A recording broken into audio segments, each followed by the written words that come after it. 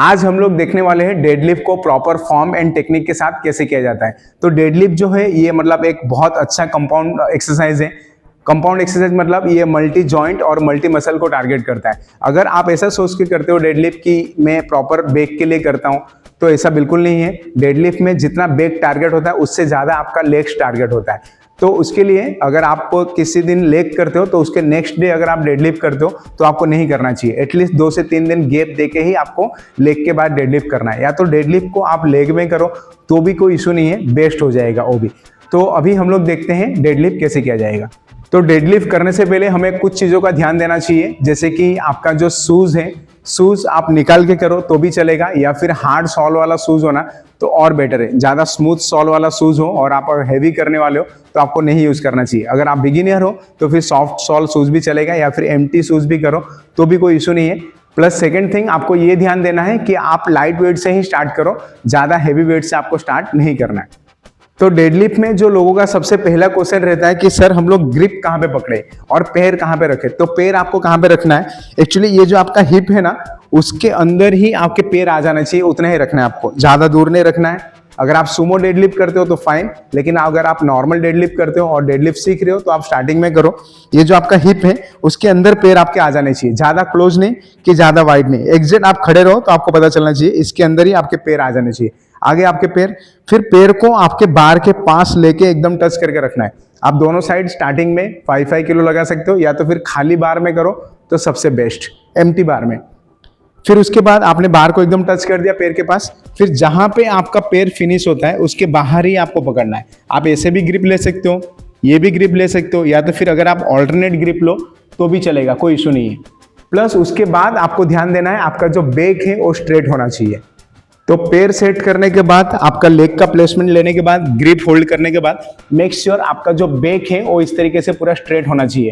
आपको ऐसे round back करके नहीं उठाना है। एक्चुअली राउंड बैक करके भी उठाओगे तो भी कोई इशू नहीं है, लेकिन हाँ राउंड बैक करने के लिए आपको प्रॉपरली उस तरीके से आपका बैक को, हैमस्ट्रिंग को अच्छे से स्ट्रेंथन करना पड़ेगा पहले, फिर उसके बाद। तो साइंटिफिकली दोनों ही चीज़ें सही है, कोई गलत नहीं है, लेकिन ज़्यादातर ये वाला प्रेफर किया जाता है क्योंकि आपका जो स्पाइन है जितना स्ट्रेट रहे उतना बेटर और लॉन्ग टर्म तक कोई इशू आता नहीं है।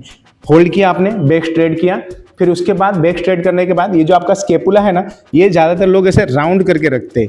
ऐसे राउंड करके नहीं रखना। होल्ड किया, फिर ऐसे पीछे, आगे नहीं, ऐसे पीछे होल्ड किया आपने, स्केपुला को रिट्रैक्ट किया, शोल्डर पीछे बैक लिया, फिर ऐसे करके आपको बैक से ही उठाना है।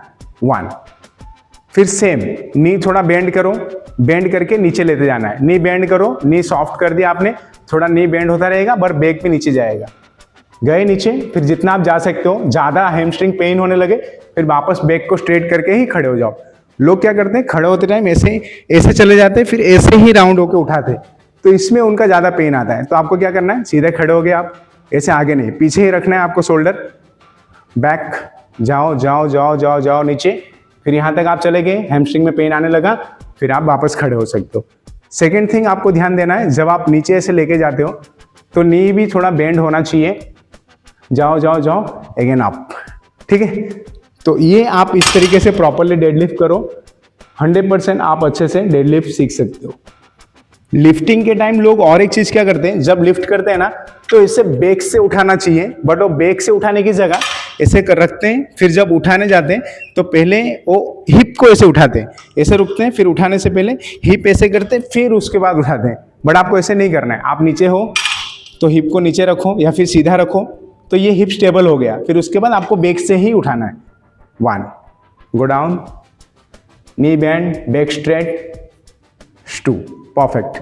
तो इस तरीके से आप करो, डैम श्योर आप एकदम अच्छे से कर सकते हो। और ग्रिप आपका बाहर ऐसे पकड़ने का रीजन ये है कि जब आप ऐसे उठो फिर नीचे जाओ तो आपका नी आपको टच नहीं होगा। अगर आप अंदर पकड़ोगे तो टच होगा, बाहर ज़्यादा दूर पकड़ोगे तो अननेसेसरी पेन आपको शोल्डर में आएगा। तो प्रॉपर टेक्निक के साथ आपको ट्रेनर को पूछ के फॉलो करो, या फिर जैसे मैंने बताया उस तरीके से थोड़ा बार बार वीडियो को देख के फॉलो करो, डैम श्योर आप अच्छे से सीख सकते हो। तो इस तरीके का कोई भी अगर आपको एक्सरसाइज का वीडियो चाहिए तो आप कमेंट कर सकते हो। डैम श्योर मैं प्रॉपर फॉर्म एंड टेक्निक के साथ आपके लिए वीडियो लेके आऊंगा। तो see you soon on next video. तब तक के लिए stay healthy, stay fit, bye bye.